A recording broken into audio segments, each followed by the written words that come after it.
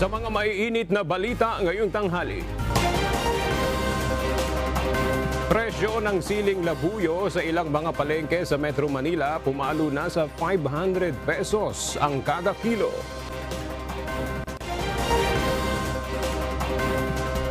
Pisong provisional fare increase sa mga jeep pinag-aaralang aprubahan ng LTFRB. Dumaraming Chinese fishing vessel sa may West Philippine Sea na monitor ng AFP Western Command. 11.6 billion pesos na pondo para sa performance-based bonus ng mga DepEd of personnel inilabas na ng Department of Budget and Management. Bilang ng mga taong nasawi sa baha sa Libya sumampa na sa 5,300.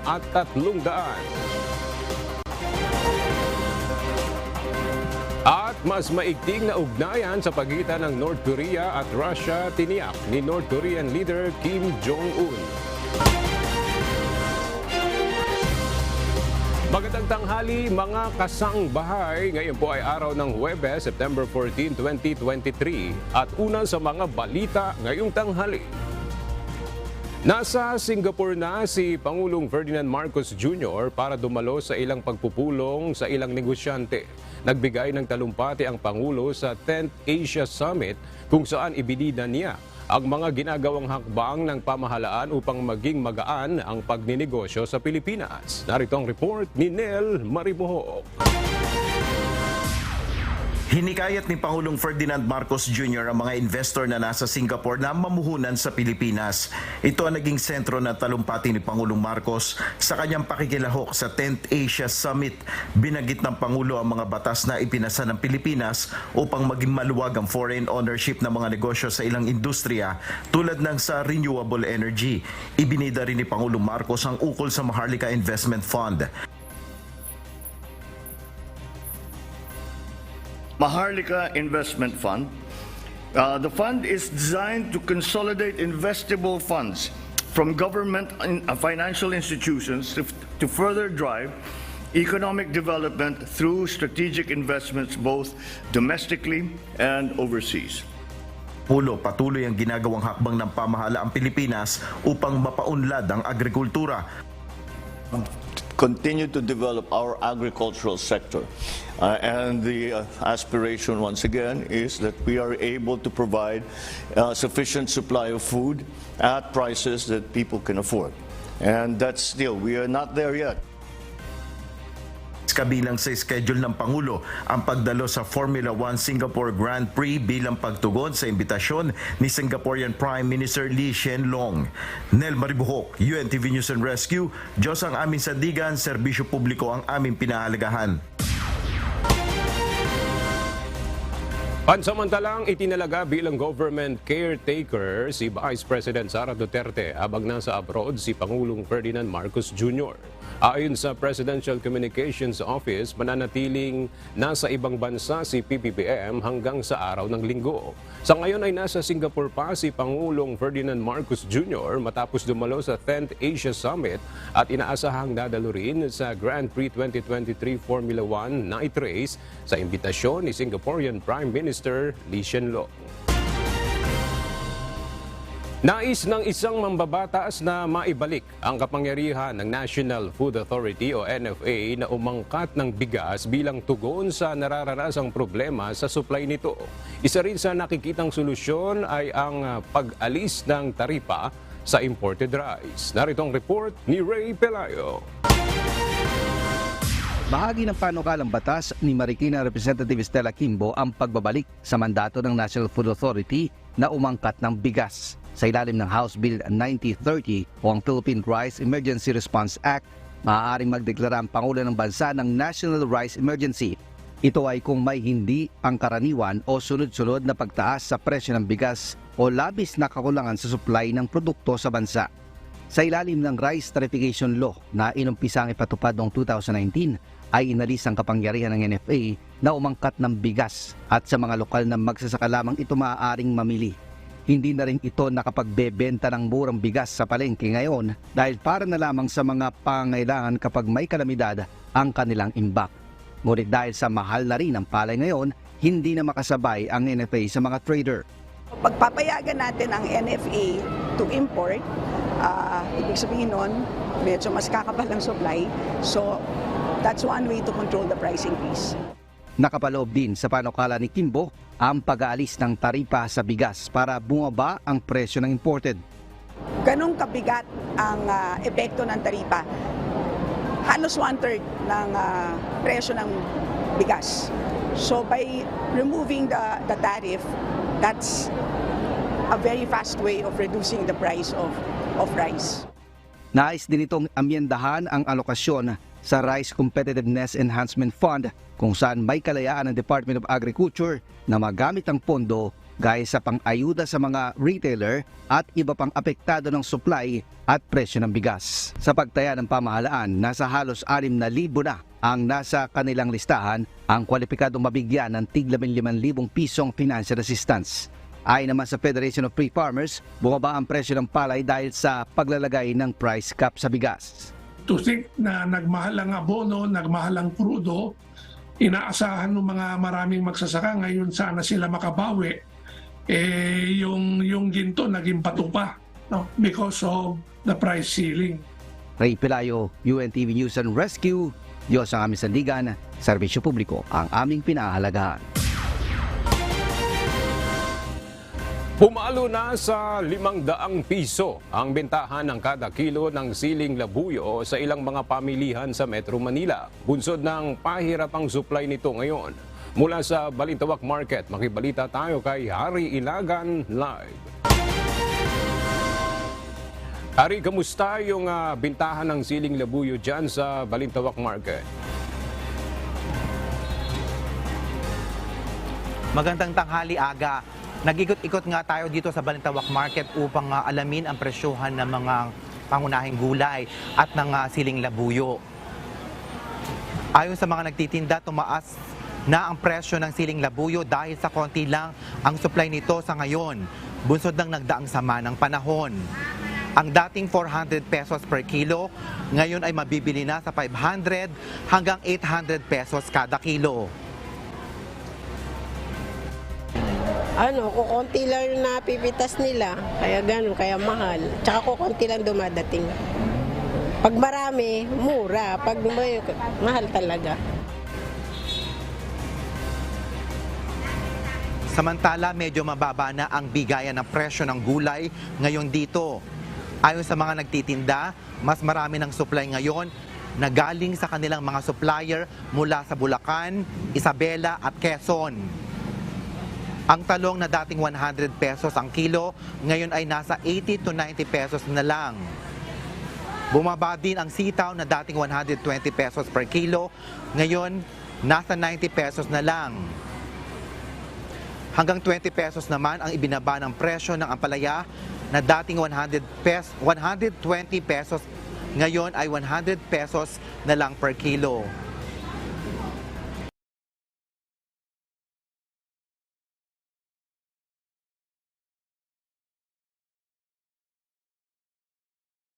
Ang pechay Tagalog naman, nasa 20 pesos ang ibinaba sa kasalukuyang presyo kada kilo.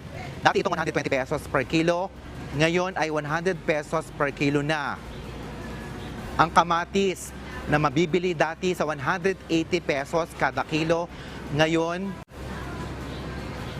ay nasa 130 pesos na lang per kilo. Paalala pa din sa ating mga kasambahay na mamamalengke ngayon na magbaon ng payong upang may pananggalang sa init at nagbabadyang ulan. Yan muna ang update mula dito sa Balintawak. Balik sa iyo, Aga. Maraming salamat, Harry Ilagan. Nakatakdang magsampa ng reklamo ang National Bureau of Investigation laban sa mga smuggler ng sibuyas. Ayon sa Department of Justice, ihahain ng NBI ang reklamo sa Lunes, September 18. Bukod sa umano'y smuggling, kasama rin sa paiimbestigahan ang issue ng hoarding at price manipulation sa sibuyas. Una nang sinabi ni Remulla na kasama sa kanilang tinitingnan na reklamo ay economic sabotage na isa sa mga kasong walang piyansa. Sa kanyang State of the Nation address o SONA, binanggit ng Pangulo na kaunti na lang ang panahon ng mga hoarder at smuggler sa bansa. Sa kabila ng implementasyon ng SIM registration law, may ilan pa ring mga scammer ang nakakapanloko pa rin sa ating mga kababayan gamit ang SIM cards. Isa sa nakikitang paraan ng Department of Information and Communications Technology o DICT ay ang paggamit na ng National Digital Identification. Ang detalye sa report ni Nel Maribuho.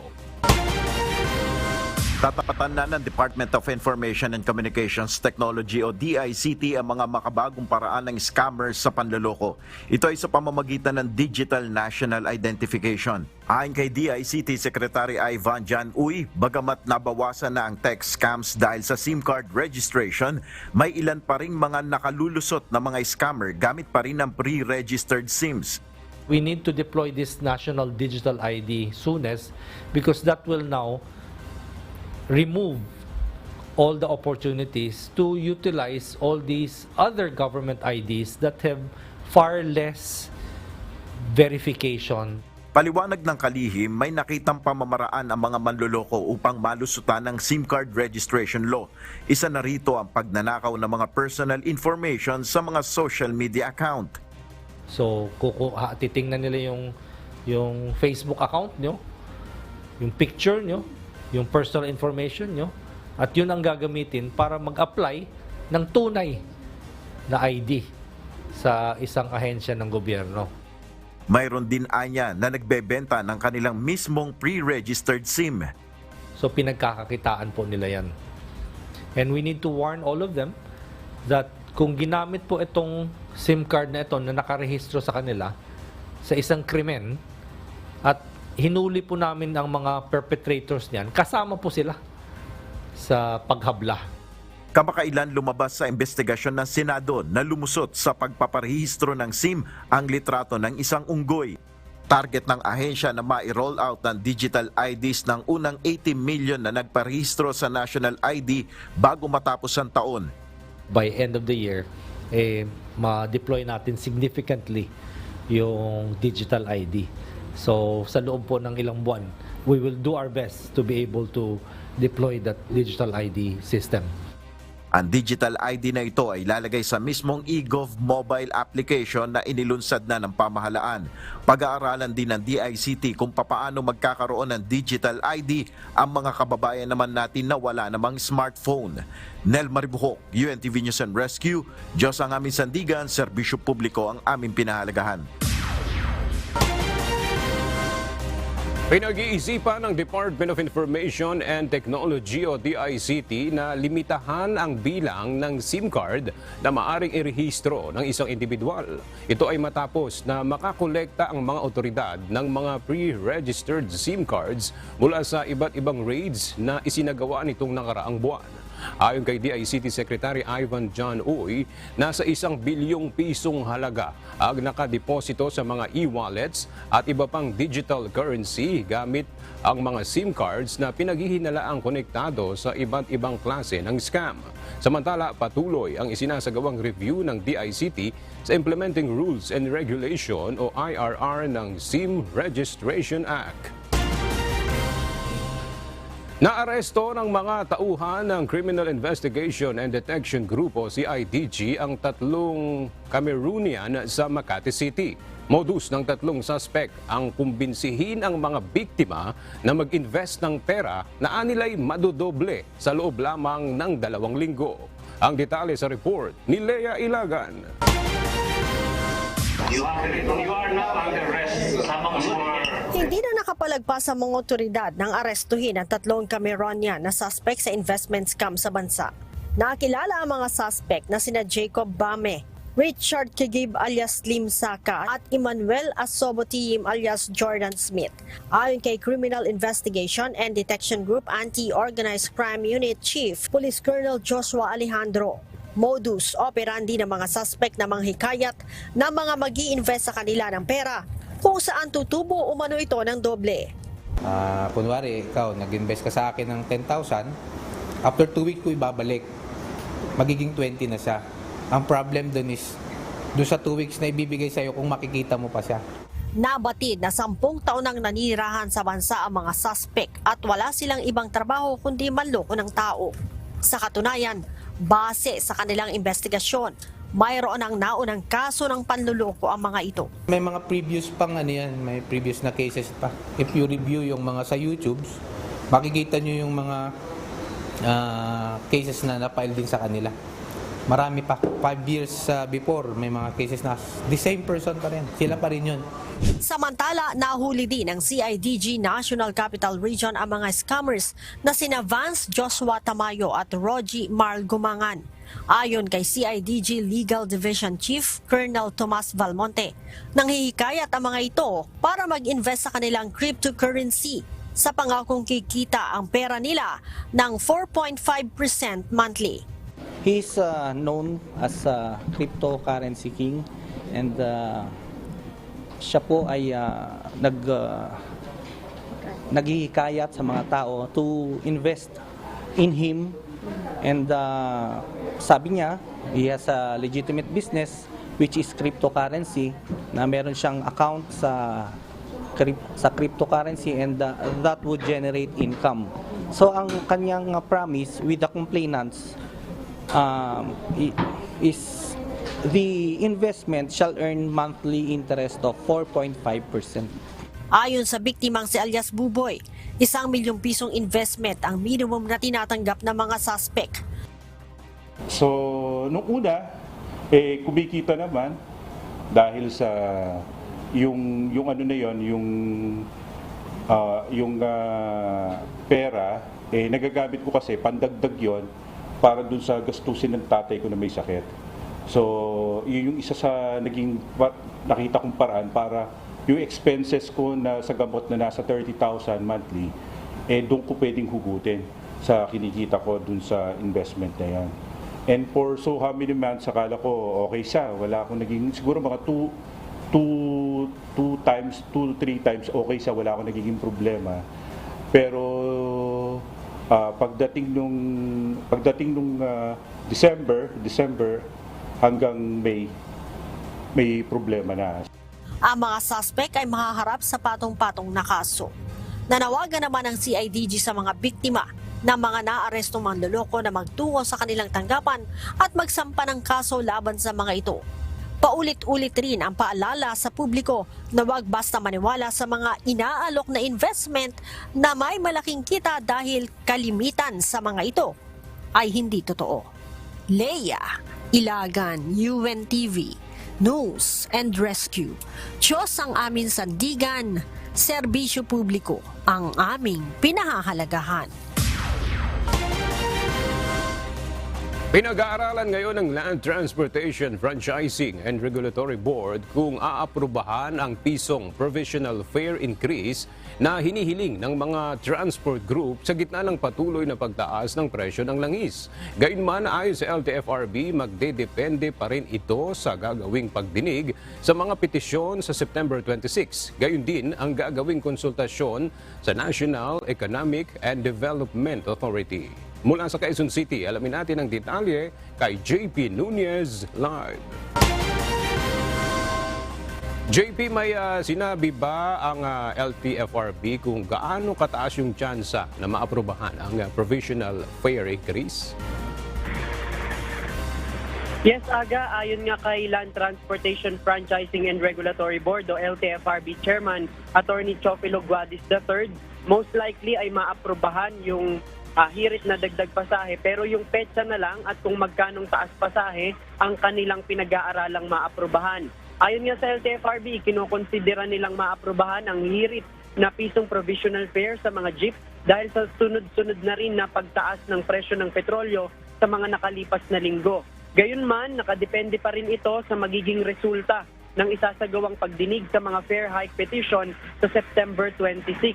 Ayon kay Chairman Guadis, kakausapin nila ang mga transport group na pag-isahin na lang ang halaga ng kanilang inihihirit na taas pasahe upang mas madaling pag-aralan at madesisyonan. Matapos nito, ikokonsulta nila ang rekomendasyon sa National Economic and Development Authority o NEDA para sa posibleng epekto ng taas pasahe sa ekonomiya. Narito ang tinig ni Attorney Teofilo Guadis III, ang chairman ng LTFRB. We will do this as fast as we can. However, what we cannot guarantee is the timeline when the NEDA would be giving us their studies. Kasi po yung aming pag-grant sa kanila ng fair hike would really depend on the recommendation of NEDA. Ipinaliwanag ni Chairman Guadis na aabutin ng hanggang 30 araw o 45 araw ang itatagal bago magkaroon ng desisyon. Sa panayam sa media, sinabi ng opisyal na maaaring sa Nobyembre o hanggang sa katapusan ng taon ay magkaroon ng desisyon kung magkakaroon ba ng dagdag singil sa pasahe sa mga jeep. Sa ngayon, merong mga pending petition ang mga transport group ng 2 piso at 4 na pisong taas pasahe sa mga jeep. At ngayon lamang nakausap natin yung isang commuters advocate group at nasabi nila na yung pisong dagdag ay sa ngayon sa kanilang palagay ay kakayanin pa naman ng mga commuter. Mas mainam nila ito kaysa yung mismong transport sector yung huminto dahil nga dun sa kanilang pagkalugi dahil sa sunod-sunod na taas ng presyo ng diesel. Yan muna ang ating latest live mula dito sa Quezon City. Balik sa iyo, Aga. Okay, maraming salamat, JP Nunez. Magpupulong mamayang hapon ang Commission on Elections at Philippine National Police para pag-usapan ang mga lugar na isa sa ilalim sa Areas of Concern para sa nalalapit na barangay at sangguniang kabataan elections o BSKE. Mula sa Maynila, makibalita tayo kay Dante Amento live. Dante, bukod sa Areas of Concerns, ano-ano pa yung inaasahang mapag-uusapan mamaya sa pulong ng PNP at COMELEC? Magandang tanghali, Aga. Sa ngayon, wala pa tayong ideya kung ano yung pag-uusapan bukod dito sa inaasahan ng isusumite ng Philippine National Police Leadership. Ito yung areas of concern patungkol sa barangay at sangguniang kabataan elections. At dito nga sa Palacio del Gobernador mamayang hapon ay nakatakdang magpupulong ang Commission on Elections kasama ang PNP sa pangunguna ni PNP Chief Benjamin Acorda Jr. At bilang paghahanda sa seguridad sa nalalapit na barangay at sangguniang kabataan elections o BSKE sa susunod na buwan ay magpupulong nga mamayang hapon ang COMELEC at PNP. Inaasahang isusumite ng PNP leadership yung kanilang rekomendasyon hinggil sa areas of concern sa bansa patungkol sa halalan. Aga, inaasahan din na ipipresenta ng PNP ang sitwasyon sa iba't ibang lugar pagdating sa level ng banta ng seguridad. Una nang sinabi ng COMELEC na nasa 27 lugar ang tinitingnan ngayon ng PNP na nasa ilalim ng category red. Ibig sabihin nito, Aga, kapag nasa kategoryang pula ang isang lugar ay mataas yung banta. Dahil mayroon itong maaring may presensya ito ng communist terrorist group, maaring Abu Sayyaf, itong sinasabi nilang Maute dyan sa partikular sa probinsya o sa rehiyon ng Mindanao. At kabilang din kapag ang isang lugar ay category red ay maaring yung labanan o itong tinatawag nilang political rivalry ay matindi. Maaring nagkaroon na ng away ng magkatunggali sa politika na humantong pa sa patayan. At kabilang din sa binabantayan ngayon ng PNP ayon sa COMELEC ay itong lugar ng Maguindanao na una nang inirekomenda ng local PNP na isa ilalim ito o i-postpone yung barangay at sangguniang kabataan elections dyan dahil nga mayroong umiiral na banta sa iba't ibang mga grupo. Pero matandaan din natin, Aga, na nito lamang o nakaraang buwan ay bumisita dyan ang COMELEC sa pangunguna mismo ni COMELEC Chairman George Erwin Garcia at batay sa kanilang initial assessment ay wala naman silang nakikita pang dahilan upang ipagpaliban ang halalan sa lugar ng Maguindanao at sa darating din na Sabado aga ay magtutungo ang COMELEC dyan sa Negros Oriental kung saan inaasahan naman na ibababa ng COMELEC yung kanilang desisyon hinggil doon sa proposal o panukala na ipagpaliban ang eleksyon dyan kasunod nitong mga insidente ng patayan. Kabilang na ang pagpatay kay Negros Oriental Governor Ruel Digamo noong nakaraang March 4, 2023. So mamaya aga, titingnan natin kung madadagdagan pa ba yung sinasabi nga ng PNP na 27 lugar na maaring sinasabi nila na ito ay nasa category red na maaring pagdating ng panahon ay sa ilalim sa COMELEC control. Yan muna ang ating update mula dito sa Maynila. Balik sa iyo, Aga. Okay, maraming salamat, Dante Amento. Protektado umano ng warlords sa ibang bansa si dating Congressman Arnie Tevez. Ito ay batay sa impormasyon ng Department of Justice o DOJ. Narito ang report ni Dante Amento. Nasa Southeast Asia pa rin si expelled Congressman Arnolfo Tevez Jr. Ayon kay Department of Justice o DOJ Secretary Crispin Rimulya, protektado ngayon si Tevez ng local warlords sa kanyang mga pinagtataguang bansa. Una nang sinabi ni Rimulya na umiikot lang ng Timor-Leste, Cambodia at Thailand ang dating mambabatas.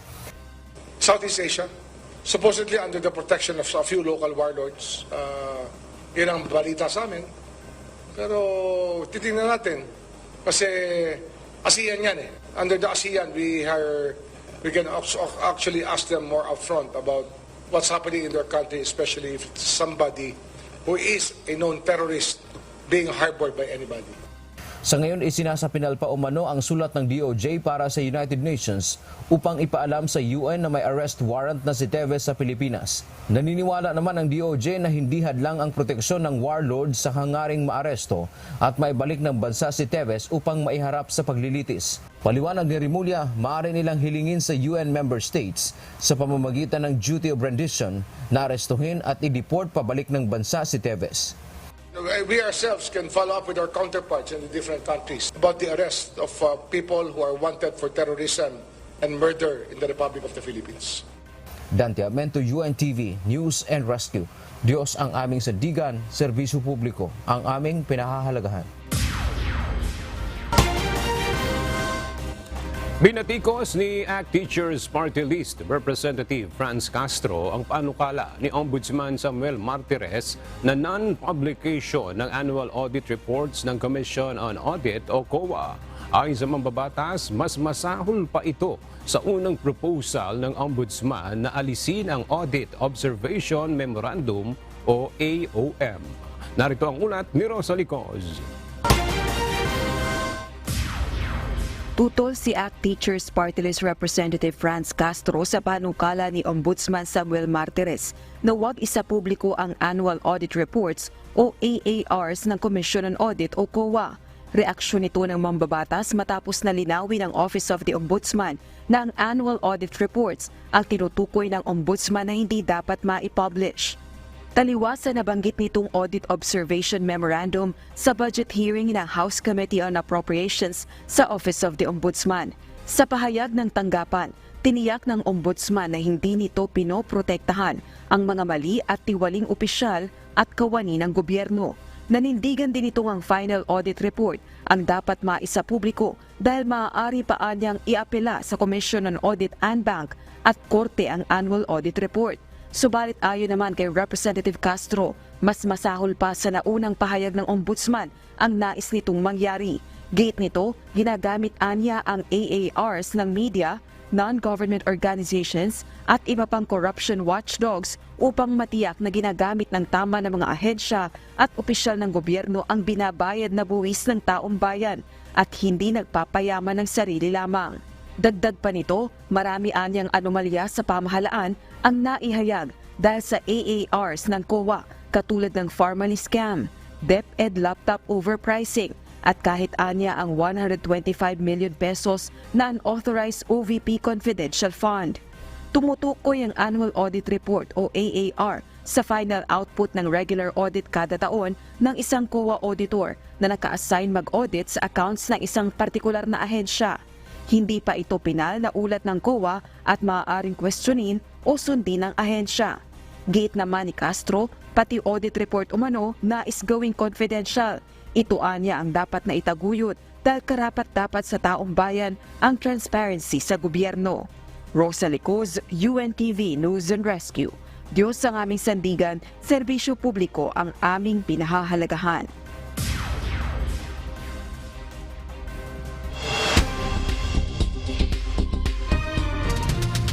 Roundup Balita. Nagbahagi ng mga bagong larawan ang Armed Forces of the Philippines Western Command hinggil sa nakababahalang muling pagdami ng Chinese fishing vessels sa ilang bahagi ng West Philippine Sea. Sa isinagawang aerial patrol ng AFP Westco, makikita ang dumaraming Chinese fishing vessels na nakahimpil sa may Irocos Reef, Escoda Shoal at Baragatan Shoal. Sinasabing nakunan ang mga ito mula noong September 6 hanggang September 7. Ayon sa AFP Westcom, patunay lamang ito ng patuloy na paglabag sa sovereign rights at jurisdiksyon ng Pilipinas sa ating exclusive economic zone. Didinggin sa Senado ngayong araw ang panukalang bagong standard map ng Pilipinas. Ayon kay Senator Francis Tolentino na chairperson ng Special Committee on Maritime and Admiralty Zones, tugon ito sa inilabas na 2023 edition na 10-dash line na map ng China. Aniya, ilang dalubhasa sa foreign policy maging sa Beijing University ang inimbitahan ng komite. Sa panukalang Maritime Zones Law, itatakda na sa bagong standard map ng Pilipinas ang exclusive economic zones, continental shelf at maging ang underwater features na sakop ng Pilipinas. Sa ganitong paraan, mas titibay rin aniya ang karapatan ng bansa sa West Philippine Sea. Inilabas na ng Department of Budget and Management ang 11.6 billion pesos na pondo para sa performance-based bonus ng school-based personnel ng Department of Education. Ayon sa DBM, aabot sa mahigit 920,000 na mga tauhan ng DepEd mula sa iba't ibang public elementary at secondary schools ang mabibigyan nito. Sakop ng pondong inirelease ang performance-based bonus para sa fiscal year 2021.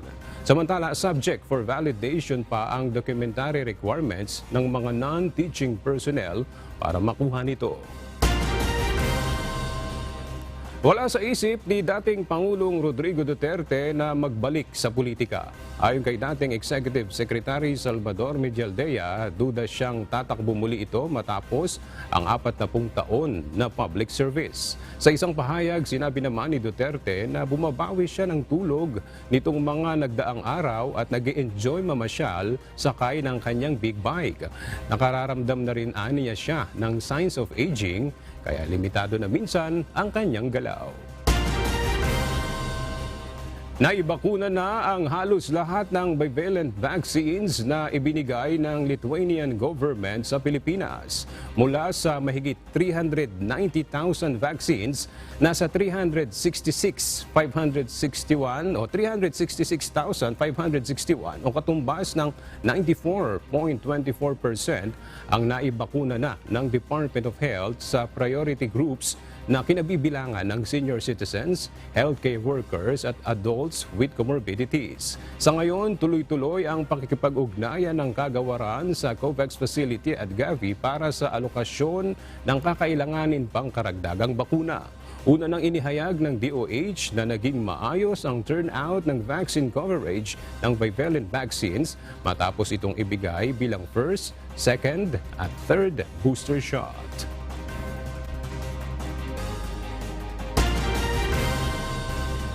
Itinanggi ni Bulacan Governor Daniel Fernando ang espekulasyon na siya ay na-stroke matapos siyang nahirapan na magsalita sa isang event noong Lunes ng gabi. Aniya ay dala lang ito ng pagod at dehydration kaya sumama ang kanyang pakiramdam. Mismong si Governor Fernandez na rin ang nagsabi na siya ay nasa maayos ng kalagayan. Mga kababayan ko mula kayo nyo, huwag po kayong mag-alala. Wala po nangyari sa akin. Walang nangyaring stroke. Ano po. Basta ipapahinga lang po ako. Dagdag pa ng gobernador na walang gaanong nangyari kaya naman huwag mabahala ang mga kababayan niyang Bulakenyo.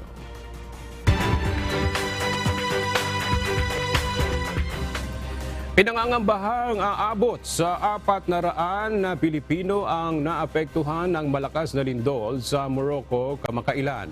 Ayon kay Department of Migrant Workers Officer in Charge Hans Leo Kakdak, ang mga ito ay nasa central parts ng Marrakesh area nang mangyari ang pagyanig. Nilinaw naman ni Kakdak na wala pa silang natatanggap na opisyal na ulat sa mga Pinoy na aktual na naapektuhan ng insidente. Gayunman, patuloy ang kanilang pakikipag-ugnayan sa Department of Foreign Affairs sa pagbabantay sa kalagayan ng ating mga kababayan sa Morocco. Matapos makatanggap ng cash subsidy ang mga rice retailers sa probinsya ng Albay mula sa national government, isinusulong naman ngayon ng Albay Provincial Government na makatanggap din ng kaparehong ayuda ang mga magsasaka mula naman sa lokal na pamahalaan. Para sa detalye ng balitang yan, ihahatid ni Brian Baldarahe live.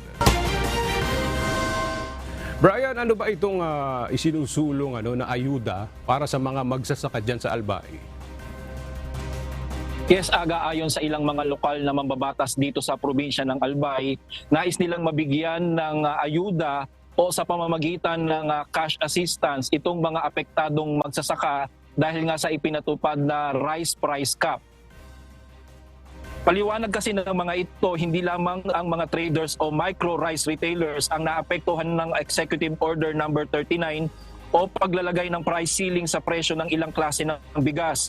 Giit ng mga ito na ang mas tinamaan ng nasabing kautusan ay ang mga magsasaka, lalo na yung mga magsasaka na may sinasaka lamang na maliit na lupain. Bago kasi ipatupad, Aga, ang EO 39, nakapagbebenta pa ng 22 pesos per kilo ng palay ang mga magsasaka. Subalit ngayon ay nasa 19 pesos per kilo na lang ang bentahan nito. Plano din ng pamahalaang palalawigan ng Albay na buuin ang digital clustered rice farming na naglalayon mapautang ang mga apektadong magsasaka sa probinsya. Samantala, umabot na sa 400 micro rice retailers sa Bicol Region ang unang napagkalooban na ng 15,000 cash assistance mula sa DSWD. Nasa 154 rice retailers ang nabigyan na ng tulong ng sa probinsya ng Albay. 67 naman sa siyudad ng Naga sa Camarines Sur at 179 rice retailers ang napagkalooban na ng subsidiya sa lalawigan ng Sorsogon. Umabot na din sa 6 na milyon ang naiabot na tulong sa mga rice retailers sa rehiyon na naapektuhan ng price cap sa presyo ng ilang klase ng bigas. Ngayong araw, Aga, ay nagpapatuloy ang pamamahagi ng subsidy sa mga apektadong rice retailers dito sa Bicol, partikular dyan sa probinsya ng Camarines Norte, Masbate at Catanduanes. Yan muna latest mula dito sa Bicol. Balik sa inyo, Aga. Alright, maraming salamat, Brian Baldarahe. Posible nang bumaba ang presyo ng bigas ayon sa mga rice millers sa Bulacan. Anila, ito ay dahil mababa na rin ang presyo ng ibinibentang palay mula sa Pampanga kung saan sila kumukuha ng supply. Mula sa San Luis, Pampanga, makibalita tayo kay Nestor Torres live. Nestor, magkano na ba yung ibinaba ng bentahan ng palay sa rice millers sa Bulacan? Yes, bumaba na ng 4 hanggang 6 na piso ang bentahan ng kada kilo ng palay mula sa rice traders sa rice millers sa Bukawi, Bulacan. Ang rice traders o yung mga namimili naman ng palay sa mga magsasaka. Bago ipatupad ng pamahalaan ang price cap sa presyo ng bigas na regular at well-milled rice na 41 hanggang 45 pesos per kilo, umaabot sa 30 pesos per kilo ang bentahan ng palay sa rice miller sa Bulacan. Ayon kay Gibi David, presidente ng Intercity Rice Mill, ang traders section sa Bukawi, sa ngayon nabibili na nila ng nasa 24 hanggang 26 pesos per kilo ng ang tuyong palay mula sa mga traders. Ang dahilan, may mga umaani na ng mga magsasaka kaya mas mura na nilang nabibili ang palay. Karamihan mula sa Central Luzon, at sa Nueva Ecija. Depende sa klase, ang pinakamura 24, pero hindi naman masyado pang yun. Hindi yung parang pang low-end variety yun, may 25. Pinakamataas, 26. 24 to 26 ang ranging. Sa mga biyahero galing sa mga traders. At dahil mura na ang bili nila ng palay sa mga traders, mas mura naman na nila itong ibinebenta bilang bigas sa mga retailer na siyang nagbebenta naman sa mga palengke. Bigas, meron lang nagbebenta ng 2,050 or 41 per kilo. Sa rice mill to, dito. So pag dinala sa trader yon, pag dinala sa retailer, so plus 2 to 3 pesos, baka 40, 43, 44, 45 ibebenta. Tayo sa San Luis, Pampanga at naglibot tayo sa mga palayan kung mayroon na mga umaani. Kanina may mga nakausap tayong trader at sinasabi niya na nakabili siya ng tuyong palay sa halagang nasa 21 pesos per kilo. Yung ibang mga magsasaka naman dito ay hindi pa umaani sa ngayon, pero sabi nila, swerte na kapag nakapagbenta pa sila ng halagang 21 pesos per kilo ng palay dahil inaasahan nila na mas mababa pa ang presyo ng palay dito dahil marami nang aani sa mga susunod na buwan. At yan ang latest live mula dito sa Pampanga. Balik sa iyo. Aga? Maraming salamat, Nestor Torres. Hindi na pagmumultahin ng mga individual na mahuhuling lalabag sa distracted walking sa Baguio City. Gayunman, papatawan pa rin ito ng 10 araw na community service sa mga violator ng distracted walking ordinance sa lungsod. Ang detalye, makibalita tayo kay Grace Flores live. Grace, ano ba itong tinatawag na distracted walking ordinance na ipinatutupad dyan sa Baguio? Aga, ang distracted walking ordinance sa lungsod ay ang paggamit ng mga mobile at iba pang device habang naglalakad at tumatawid sa mga lansangan at bangketa sa lungsod na nakakagambala sa daloy ng paglalakad sa mga pedestrian. Ang makikitang lalabag sa ordinansa ay paparusahan ng community service. Dito ay kailangang maghatid ng 10 araw na serbisyo sa komunidad. Ayon kay Vice Mayor Faustino Olowan na kamakailan lamang ay inamyendahan ng City Council ang 2019 ordinance sa distracted walking na nag-aalis ng 2,500 na multa at sa halip ay nagpapataw ng 10 araw na community service para sa mga lalabag. Ang mga unang beses na nagkasala ay kakausapin at papaalalahanan at ang gawing pangkomunidad ay ibibigay lamang para sa mga umuulit na nagkasala. Noong 2019, inaprubahan ng Konseho ng Lungsod ang Baguio City Ordinance No. 49 na nagbabawal at nag-regulate ng paggamit ng mga mobile device at iba pang device habang naglalakad at tumatawid sa mga lansangan at bangketa sa lungsod. Ang ordinansa ay naglalayong maiwasan ang mga aksidente gaya ng pagkabunggo ng sasakyan o ng ibang tao ng taong gumagamit ng device na nakakaabala sa ibang taong naglalakad. Ipinaban aniya ang parusa kasunod ng public consultation noong Pebrero na may mamungkahan mula sa publiko gamit ang opisyal na social media account ng Sangguniang Panlungsod. Aga, gayon man, maaaring ang isang individual ay tumigil pa rin sa isang lugar at pumunta sa gilid ng bangketa upang hindi nakakahadlang sa daloy ng paglalakad ng mga tao sa kalsada. Yan muna ang balita. Balik sa iyo, Aga. Alright, maraming salamat, Grace Flores. Umakyat na sa mahigit 5,300 ang bilang ng mga taong nasawi sa mga pagbaha sa Dernalivia. Mas matinding panawagan ng humanitarian support bunsod ng sakuna. Rumagasa ang tsunami-like river ng tubig baha sa Derna araw ng Linggo, September 10 matapos gumuho ang isang dam sa kasagsagan ng pananalasa ng bagyong Daniel. Patuloy naman sa paghahanap ng survivors sa mga gumuhong gusali ang rescue teams. Gayunman, pinangangambahan naman ang pagtaas pa ng death toll. Nasa 56 na tao ang patay sa sunog sa isang apartment block sa Hanoi, Vietnam. 37 naman ang sugatan ayon sa pulisya. Naapula na ang sunog at inaresto na rin ang may-ari ng bagong gawa na apartments. Batay sa mga otoridad, maraming newly built apartments sa Hanoi na hindi nakatutugon sa fire safety regulations.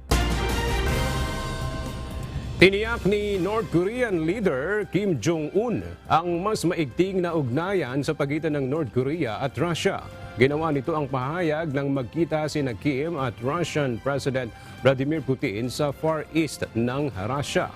Nangako naman si Putin na tutulong ang Moscow sa North Korea sa paggawa ng satellites at nagpahiwatig din ng military cooperation. Nagpahayag naman ang pagkabahala ang US at South Korean officials sa posibilidad ng pagkakaloob ng North Korea sa Russia ng armas at ammunition.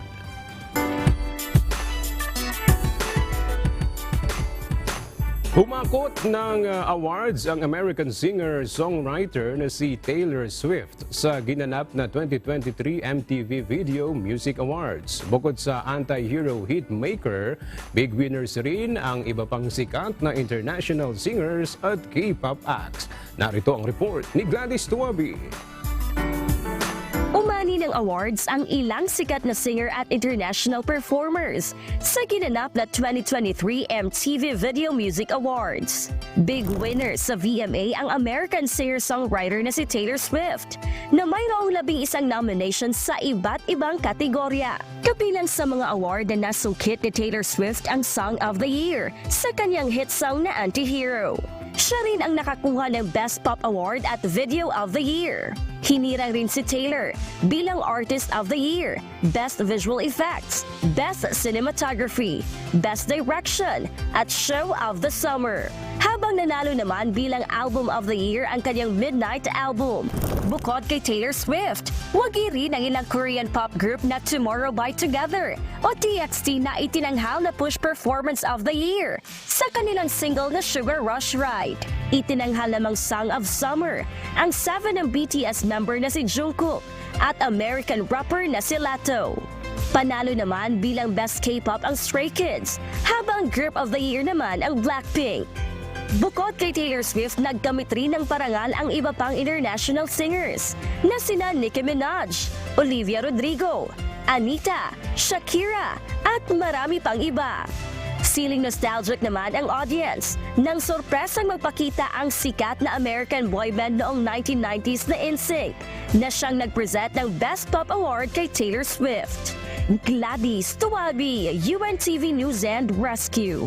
Diyos ang aming sandigan, serbisyo publiko ang aming pinahahalagahan.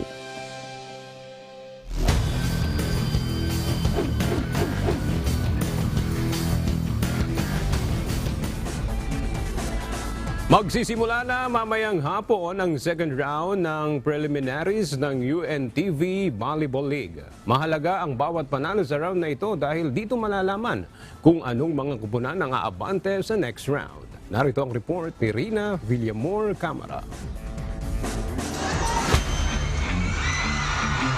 First set pa lang tayo. Magpatay, Lores passes. Major Hake. Exciting volleyball games ang nasaksihan ng fans handog ng 6 na kupunan na kasali sa UNTV Volleyball League simula noong August 20, 2023 opening games. Tulad ng UNTV Cup, ang UVL ay isang charity tournament kung saan ang bawat kalahok na kupunan ay may piniling beneficiaries na makakatanggap ng kanilang mapapanalunang cash prize. Nitong linggo ay nakatapos na ang unang round ng preliminaries. Dinomina ng AFP Lady Gunners ang 5 iba pang teams para solohin ang liderato sa liga na may malinis na 5-0 win-loss record at magsisimula na ang ikalawang round para sa preliminaries kung saan bawat team ay magkakaroon muli ng tig-5 laban.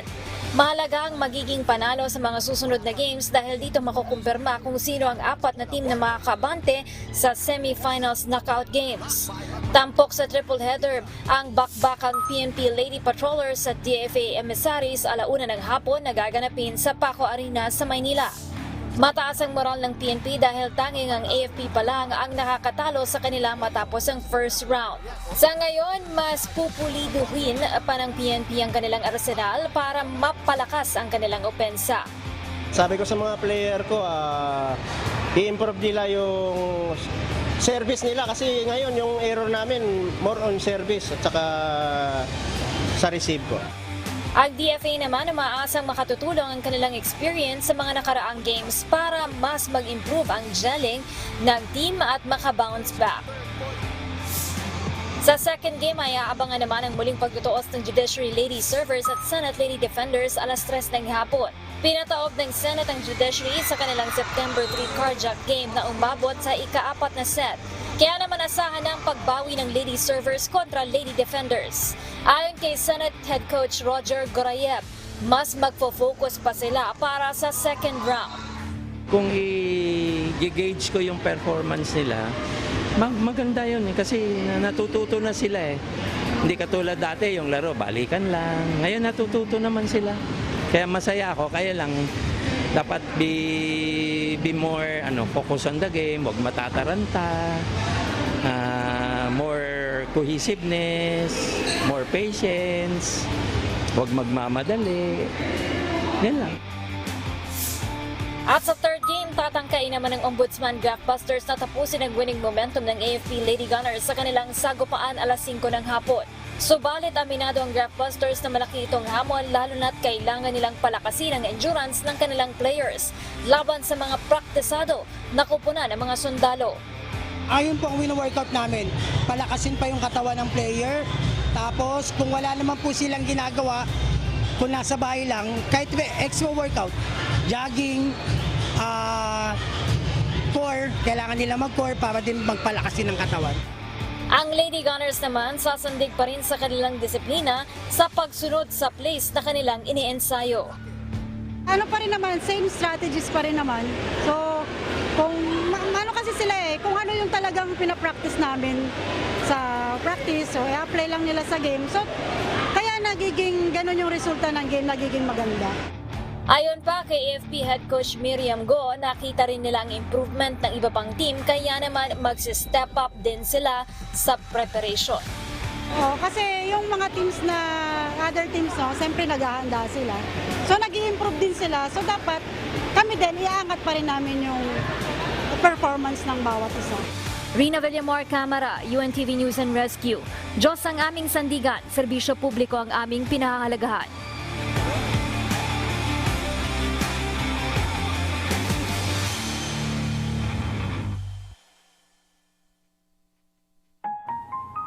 At sa ating pong iiwang mga salita ng Diyos na ating sandigan mula sa Aklat ng Kawikaan, Kapitulo 22, versikulo 2 na nagsasabi, ang mayaman at ang dukha ay nagkakasalubong kapwa. Ang Panginoon ang may lalang sa kanilang lahat.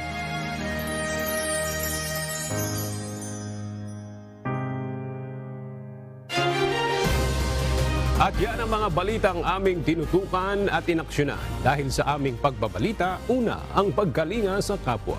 UNTV C-News, may balita saan mang panig ng daigdig. At dito sa UNTV, Diyos ang aming sandigan, serbisyo publiko ang aming pinahahalagahan. Magandang tanghali.